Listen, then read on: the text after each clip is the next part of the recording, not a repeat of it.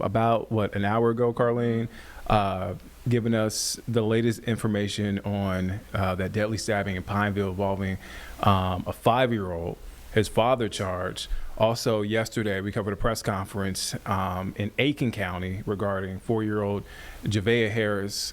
So it's been a heavy week here in the Carolinas. So our next guest, it was important to bring in our next guest. She's a part of an organization whose mission is to be the primary resource by which mothers and families of murder victims are supported in days, weeks, and years following the loss of a loved one, directing them to resources and information to help them mentally, emotionally, financially, and spiritually to recover. That's a very important. We were talking about that during the break. Lisa Crawford with Mothers of Murdered Offspring here in studio. Lisa, thank you for joining us. Yeah, thank you for having me. How are you doing? It's been a tough week, but I'm well. Yeah. I'm well. It's heavy. I thought that was important to point that out. I'm like, yeah. We feel it too. Yeah. Yeah, the whole city feels it. I mean, it's especially when we start, everybody, but when we're talking about a child, an innocent, 2 innocent children, it's a lot. Well, I before I get into, what you all do in our community, y'all do important work. I just want to get your reaction to when you heard that news in Pineville. Just yesterday when we got the news. It happened overnight Thursday. Yeah, I think really speechless. Just so heartbroken. Just questioning, like why? Like how could this have happened? Just my heart went out to that family, like immediately, that mother, like, oh my goodness, what trauma, what loss, what devastation. It's a lot. All of our mothers, it's the same. Yeah. But when it's a child and it just happened, it caught me off guard, I will say. And it was a child's father. Yeah.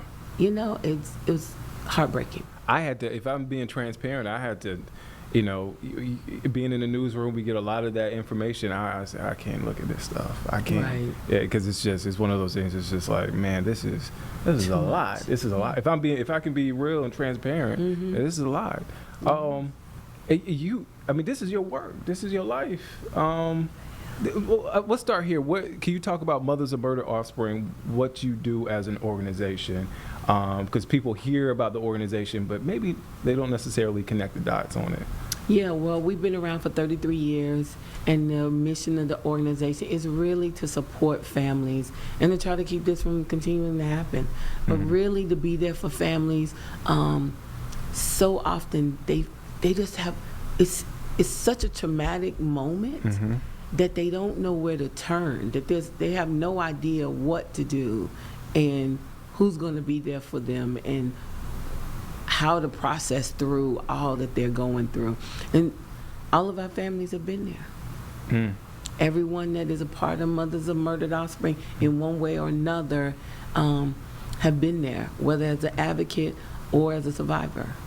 And it is important to wrap your arms around them, wrap people around them, giving them outlets and resources and things that can help them start to process through what has happened to them in the short term, and then how do they get back to some sense of normalcy, and then how do they not only survive but how do they thrive?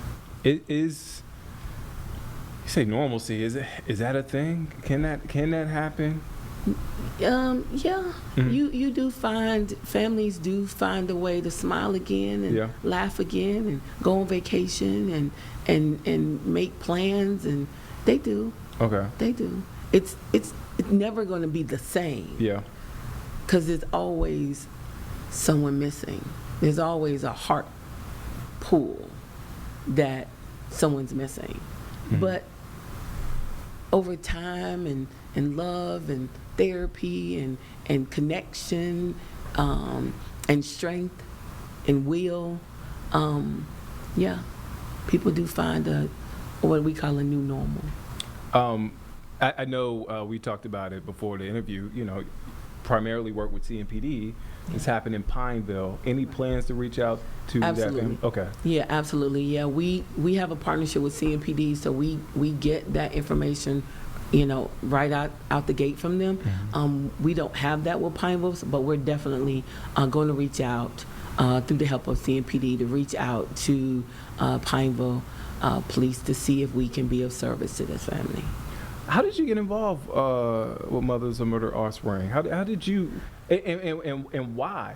Because this is heavy work. There's a lot on your shoulder. It's a lot to go to sleep with at night. Yeah, people often ask me that. The founder, one of our co-founders, our founders, David Howard, Dee Sumter, and Judy Williams. I got to watch Judy as being very close to David, got to watch Miss Judy's love and compassion and dedication and commitment to the families. I got to stand on the outside and look in, and she was doing so much. And I said, I got some time. I guess I got the right heart or whatever. Let me help her where I can. And for almost 20 years, she and I really did a lot of the heavy lifting for the organization as it relates to families and programs and projects that we do. And then she got diagnosed with cancer and eventually passed away in 2020. And she was the heart. She was the matriarch of this organization and how we work. And she poured into me all of that. And I couldn't let her dream, her life's work. I could not not step in and be there for the families. Not the all the families that we had before. Yeah. But unfortunately, all the families that we would have going forward. So your role changed Significantly, yeah. Significantly, yes. And I think God prepares you. I think Miss Judy poured into me, and she led by example, and I watched her, and there will never be the Saint Judy Williams. It just will never be. But as much as I could with what I have, that I could be there for the families and building a team around me. Oh my God, our volunteers, some of them have been around since, before Miss Judy passed, long before, and they still stayed in the fight, stayed in the battle, stayed in the leadership of supporting families, advocating for them. They've been right along, on this journey. And this organization could not still be here if it were not for them. I'm thinking of that, and you talk about your role changing significantly, but I guess my next question is, what have you learned about yourself since being a part of this organization? That I care deeply. Yeah. That even when it's hard, even when it doesn't seem like there's a way, that there is a way, and somehow or another I find a way to make sure that we love on them, that we're here, that the kids feel they run up to me and they hug me, because that's a relationship. Yeah. It's just not a duty. It's not just a job. Yeah. It's really a relationship. Yeah. And I've learned that my heart is bigger than I thought it was.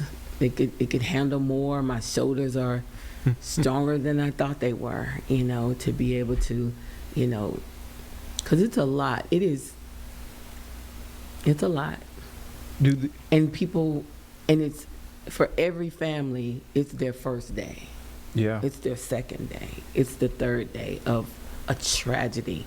It's someone that we never want anybody to be. I don't want any more families in our family. I don't want anybody else. But in the world that we're living in now, people are taking people's lives for nothing. People are not able to deal with their emotions, that they have no conflict resolution tools, that things are beyond them, They have Yeah. mental health issues. I mean, just so many things that there'll be more people in our family. What are the challenges y'all face? Again, it's one thing you're dealing with families on the worst day, worst week of their life.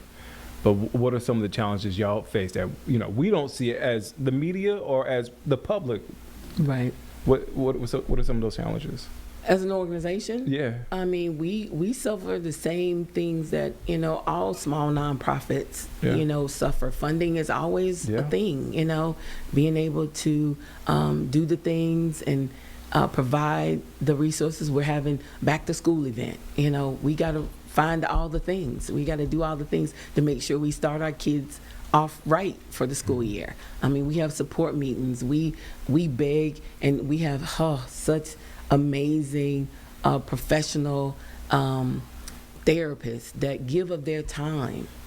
But we don't, I mean, if we didn't have them, we'd be at a disadvantage for our families. So financial support is a huge thing, like every other. And in the way the world is right now, everybody's looking for that. So Yeah. we have to get in line, and it's tough because our families need what they need, and they need it now.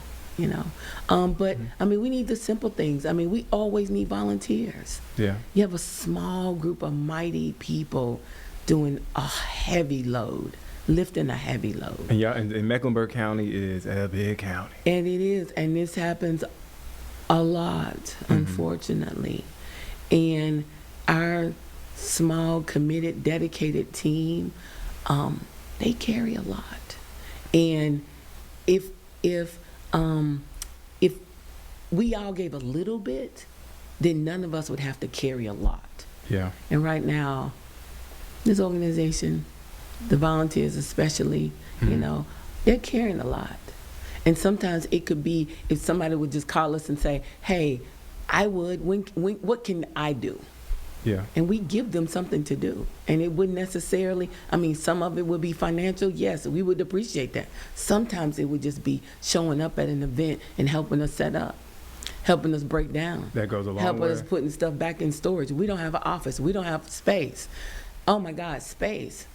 Space is just, we don't have space that we don't have to pay for to have support meetings. Support meetings for mothers and fathers and children whose loved ones have been murdered. We don't have space to have a meeting. We have to pay. So, I mean, they're just things, we're like everybody else, but I mean, we do it with the right heart. We do it because we know it's important. We know it changes lives. We know it is a violence prevention mechanism within itself. Yeah. Because hurt people hurt people. Yeah. And if we can keep people who have been hurt and not let them hurt more people because they've been hurt, that they heal, then we've done a mighty do for this community. Where can people, or what's the easiest way to get in contact with you, connect with you? One, to help, to volunteer. Two, to get you guys out. I mean, I know you work with CMPD, but maybe there's a family that needs help. Oh, yeah. What's the best way to get in contact with you? Yeah, so we have a couple ways. They always can go to our website, momocares.org, www.momocares.org. They can always call us, 980-777-6860. I actually have phone with me. I carry it, so because it rings a lot. You can also text us. It's the easiest way to get us is to text that number. It always is. And then on our social media, I mean, if you look us up on Facebook, we post all of our activities and events and the things that we're doing. We always post it on our Facebook site. Oh, Lisa, thank you so much. I want to say not only thank you for coming here in studio, but thank you for sharing these resources and sharing what you do, the work. You can feel your heart through this interview. There's a lot of passion, a lot of love on some of the darkest days for a lot of these families. So I thank you for what you're doing in the community. Yeah, well, thank you. I appreciate it. Thank you for having me. Of course.